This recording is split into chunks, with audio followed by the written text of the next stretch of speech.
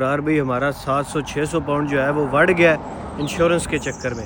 تو آج آپ کو میں بتاتا ہوں کہ انشورنس کے اس اسکیم میں آپ نے بالکل بھی نہیں آنا.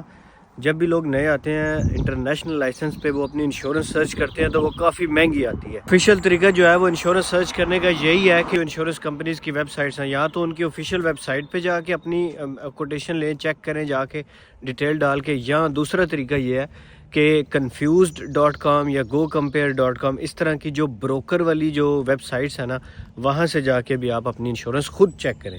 ٹھیک ہے، غلط ملت ڈیٹیل ڈالنے والا جو زمانہ تھا وہ پرانا تھا. پہلے لوگ کرتے تھے اپنی غلط ملت ڈیٹیل ڈال دیتے تھے اور اس ٹائم ان کی انشورنس چیپ آ جاتی تھی. لیکن آج کل انشورنس کمپنیاں ہو گئی ہیں بہت سیانی. اب جو بھی غلط ملت ڈیٹیل ڈالتا ہے وہ آپ سے بعد میں پروف مانگ لیتی ہیں، اور 2-3 مہینے بعد جس بندے کا پروف نہیں ملتا، یا کسی کا 15 دن بعد، کسی کی 6 مہینے چل جاتی ہے، تو وہ بھئی آپ کی انشورنس کینسل کر دیتی ہیں. اور ایک دفعہ آپ کی انشورنس انہوں نے کینسل کر دی تو جو انشورنس کا UK وائڈ ایک ڈیٹا بیس ہوتا ہے، اس ڈیٹا بیس میں آپ کی انٹری ہو جاتی ہے کہ یہ بندہ جو ہے فراڈی ہے. تو آپ کو کوئی بھی انشورنس کمپنی یا تو انشورنس دے گی ہی نہیں، اور اگر دے گی تو وہ اتنی مہنگی دے گی کہ آپ کہیں گے توبہ ہے. اچھا، اب جن کے ساتھ اسکیم ہوا ہے ان کی کہانی آپ کو سناتا ہوں. پچھلے دنوں ایک بندہ تھا، میں اس کا نام نہیں لیتا بھائی جان، وہ اس نے بولا لوگوں کو کہ جی میں آپ کو انشورنس کرا کے دوں گا، آپ کو میں فلانا ٹینگا بروکر ایک بندہ جو ہے نا وہ ریفر کرتا ہوں، اس کے پاس جائیں، وہ آپ کو بڑی سستی انشورنس کرا کے دے گا. کیونکہ مسئلہ یہ لوگ اس کے پاس اسی لیے جاتے ہیں کہ اپنی انشورنس انٹرنیشنل لائسنس پہ بہت مہنگی آ رہی ہوتی ہے.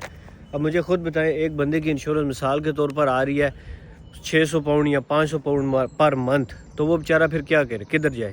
یہ تو بہت زیادہ ہے. مطلب 800 پاؤنڈ کی ایک بندے نے گاڑی لی ہے تو یہ مسئلے مسائل آتے ہیں. تو خیر لوگوں کی انشورنس آ رہی تھی زیادہ، تو اس نے جناب لڑکے سے اسی طرح جیسے میں ہوں، آپ مجھے کانٹیکٹ کریں، میں آگے کسی کو ریفر کر دوں، فلانا بندہ جو ہے اس نے انشورنس میری بھی کی تھی تو آپ کی بھی کر دے گا.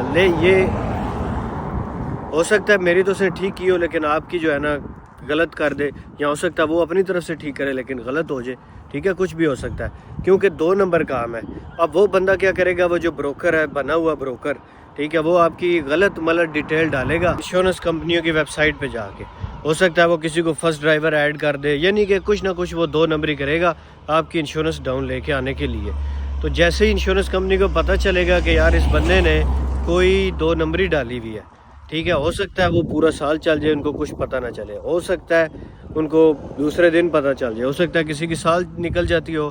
فور ایگزامپل ایک لڑکے کی پورا سال چل گئی، اس نے 2-3 لڑکوں کو اور ریکمینڈ کر دیا، اگلے 3 لڑکوں کی نہیں چلی، اور پھر چلو انشورنس تو کینسل ہوئی. دوسرا یہ ہوا کہ اس کو اب رینیول کوٹ، یعنی کہ جو نئی کوٹ ہے وہ خود لینے کی کوشش کر رہا ہے. پہلے اگر 300 آ رہی تھی تو اب 800-1000 پاؤنڈ آ رہی ہے. اب وہ کہہ رہا ہے کہ اب میں کہاں سے پے کروں، اس سے بہتر تھا میں نہ ہی دیتا، اس کو نہ ہی دیتا.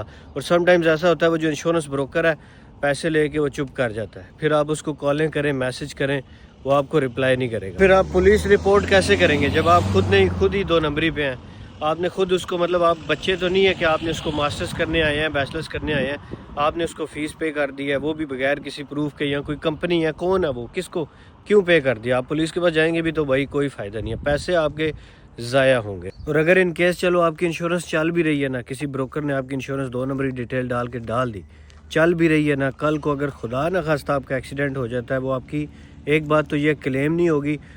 کیوں کلیم نہیں ہوگی؟ کہ آپ نے اس نے غلط ملت ڈیٹیل ڈالی. فور ایگزامپل آپ نے ایڈریس چینج کیا ہوا ہے، اب ایڈریس چینج ہے، وہ کل کو ویریفائی کریں گے ایڈریس آپ کا وہ ہے ہی نہیں، آپ کی گاڑی مثال کے طور پر لنڈن میں رجسٹر ہوئی ہے، آپ ادھر رہ رہے ہو اسکاٹ لینڈ میں، اور کل کو پتہ چلے گا یار یہ تو بندہ ادھر رہتا ہی نہیں ہے. تو ایکسیڈنٹ کے بعد جناب پھر مسئلہ آپ کے لیے صرف یہ نہیں بنے گا کہ صرف آپ کی گاڑی نہیں ہوگی، کیونکہ اگر آپ نے کسی اور کی گاڑی ٹھوک دی خدا نہ خواستہ تو بھائی جان پھر اس گاڑی کا بھی آپ کو جیب سے پے کرنی. انشورنس والے تو پھر پے نہیں کریں گے، وہ تو کہیں گے بھائی جان آپ نے غلط ملت ڈیٹیل ڈالی ہوئی تھی. اور بروکر جو ہے وہ آپ کی ای میل، آپ کا کانٹیکٹ نمبر وغیرہ بھی نہیں ڈالتا. اب ایک لڑکے کے ساتھ ایسا بھی ہوا ہے کہ انشورنس اس کی بروکر سے اس نے کروائی ہوئی تھی، لیکن وہ بھائی جان جب اس کی انشورنس کسی ٹائم کینسل ہو گئی اور اس کو پتہ بھی نہیں چلا، ٹھیک ہے، اس نے چیک نہیں کی، کون چیک کرتا نہیں مائنڈ میرا، تو وہ جناب اس کو ہفتے بعد پولیس نے پکڑ لیا، گاڑی بھی لے گی، جرمانہ بھی ہو گیا، فائن بھی پڑ گیا، کنوکشن بھی لگ گئی، عدالت بھی جانا پڑا. مطلب اتنے مسائل ہوئے ہیں. تو ادھر بھائی جان چھوٹی چھوٹی چیزوں کے بڑے مسئلے مسائل بن جاتے ہیں. انشورنس جو ہے وہ